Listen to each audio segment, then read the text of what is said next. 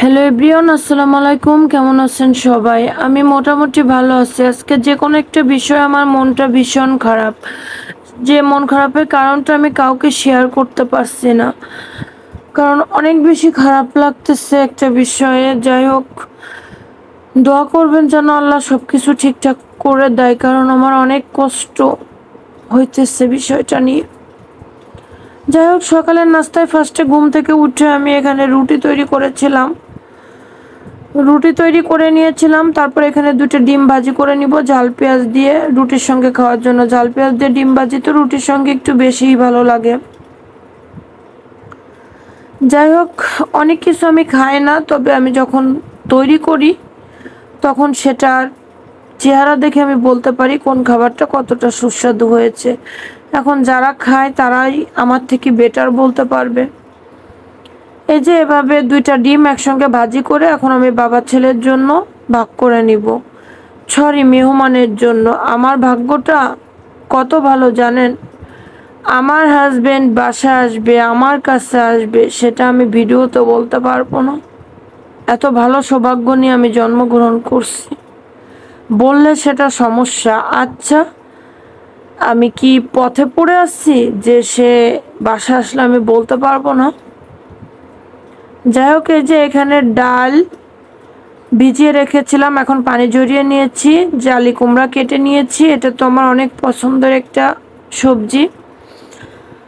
আর এখানে আমি পেঁয়াজ, কাঁচামরিচ আর কিছু আলু কেটে নিলাম। তারপর এখানে আজকে আসলে ভয়েসটা দিতে ইচ্ছা করছিল না, তারপরেও দিতেছি।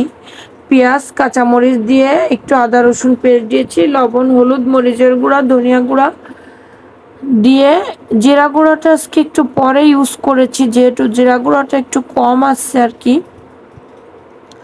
লাস্ট পর্যায়ে ইউজ করলে তরকারির ফ্লেভারটা ভালো আসবে। সামান্য একটু পানি দিয়ে মশলাটা আমি সুন্দরভাবে কষিয়ে নিয়েছি। নেওয়ার পর মশলাটা থেকে যখন তেল উঠে আসছে, আদা রসুনের যে ব্যাড স্মেলটা, এই স্মেলটা আর নাই। সরি, আদা রসুনের স্মেল আবার অনেকে পছন্দ করে, কিন্তু আমি রসুনের স্মেলটা একেবারে পছন্দ করি না। আমি যখন রসুন কাটি তারপরে আমার নিজের কাছে অনেক খারাপ লাগে হাতের গন্ধটা। আদার ফ্লেভারটা ভালো লাগে, কারণ আদার চা তো আমি সবসময় খাওয়ার চেষ্টা করি।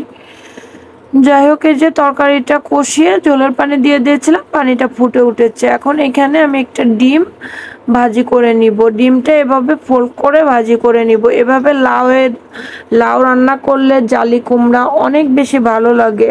আমার মাকে দেখতাম অনেক সময় তরকারিটা আমার মা রান্না করতো। আর ছোটবেলার থেকে আমি ডিম এমনি খেতে পারি না, বাট ডিমের তরকারিগুলো আমার অনেক বেশি পছন্দ।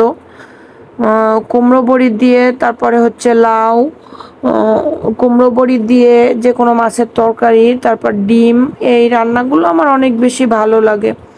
আমার খাওয়ার থেকে যে কোনো রান্না তৈরি করতে আমার বেশি ভালো লাগে।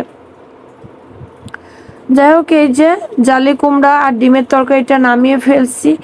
রেসিপিটা দেখতে সিম্পল হলেও খেতে কিন্তু অনেক মজা হয়েছে, যেহেতু ডিমটা ভাজি করে দিয়েছি।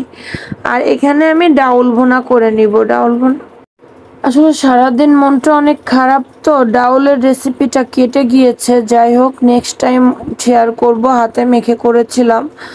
আর আজকে প্রচুর পরিমাণ পরিশ্রম করেছি, ঘর ক্লিন করেছি, অনেকগুলা কাপড় চোপড় ধুয়েছি, আর ওয়ারড্রোবের কাপড় চোপড় সব কিছু গুছিয়েছি। মানে সব কিছু মিলায়া অনেকটা কাজের প্রেশারে ছিলাম। তার ভিতর থেকে আমি 2-3টা ভিডিও সকালে আপলোড দিয়েছি। আবার ছেলেটা টিফিন খেতে এসেছিল, আজকে ওকে আমার টিফিনটা দিতে একটু লেট হয়ে গিয়েছে। যাই হোক, আমার মন খারাপটা ইনশাল্লাহ ঠিক হয়ে যাবে। আপনারা আমাকে সাপোর্ট করবেন, আমার পাশে থাকবেন, আর আমার চ্যানেলটা সাবস্ক্রাইব করবেন। আপনারা আমার পাশে থাকলে ইনশাল্লাহ আমি আমার এই খারাপ সময়টা কাটিয়ে উঠতে পারবো।